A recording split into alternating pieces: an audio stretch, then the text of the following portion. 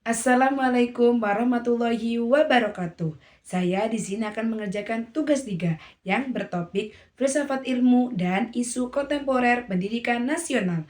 Sebelum saya jelaskan, saya akan memperkenalkan diri saya. Halo teman-teman semuanya, perkenalkan nama saya Indah Nur Aini. NIM saya 877336314. Saya dari Prodi PGSD dan saya dari UPB JJ Jember Salutgiri. Yang pertama, makna pilar pendidikan. Makna pilar dalam konteks pendidikan adalah dasar, penyangga atau tiang utama yang memperkuat dan menopang sistem pendidikan agar dapat berjalan dengan baik. Pilar pendidikan digunakan sebagai landasan penting dalam proses pembelajaran untuk membentuk manusia yang berkualitas, berpengetahuan, memiliki keterampilan, serta berakhlak baik. Pilar-pilar tersebut menjadi pedoman agar pendidikan tidak hanya berfokus pada pengetahuan, tetapi juga pada pengembangan sikap, keterampilan, dan kemampuan hidup peserta didik. Prinsip pendidikan Ki Hajar Dewantara. Yang pertama, ing ngerso sung tulodo, di depan memberi teladan, dan yang kedua, ing madya mangun kerso, di tengah membangun semangat atau kemampuan.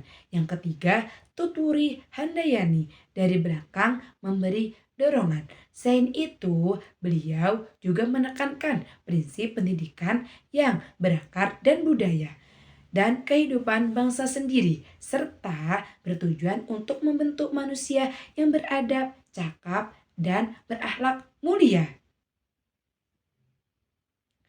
Analisis, relevansi, dan dukungan penerapan prinsip.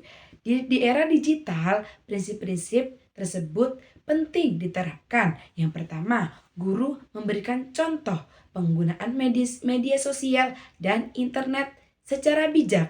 Yang kedua, guru perlu membuat pembelajaran daring lebih kreatif dan interaktif. Dan yang ketiga, siswa harus dibimbing agar mampu berpikir kritis dan menggunakan informasi dari internet. Namun, ada beberapa tanggapan seperti adanya literasi digital, penyalahgunaan media sosial, kurangnya interaksi sosial, dan kesenjangan akses digital. Refleksi terkait tantangan dan harapan pendidikan nasional saat ini.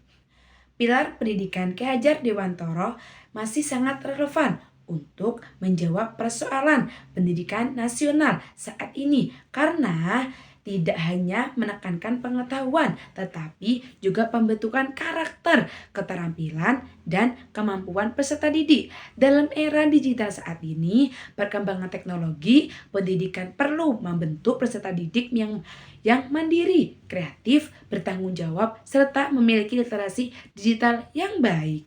Melalui penerapan prinsip pendidikan yang tepat, guru dapat membimbing peserta didik agar mampu menghadapi tantangan zaman tanpa meninggalkan nilai moral dan budaya bangsa. Dari kesimpulan yang saya jelaskan, pilar dan prinsip pendidikan Ki Hajar Dewantara masih relevan pada era digital karena membantu membentuk karakter, kemandirian, dan tanggung jawab peserta didik. Guru berperan sebagai teladan, pembimbing, dan pemberi motivasi agar peserta didik mampu menggunakan teknologi secara bijak dalam proses pembelajaran. Sekian penjelasan dari saya. Wassalamualaikum warahmatullahi wabarakatuh.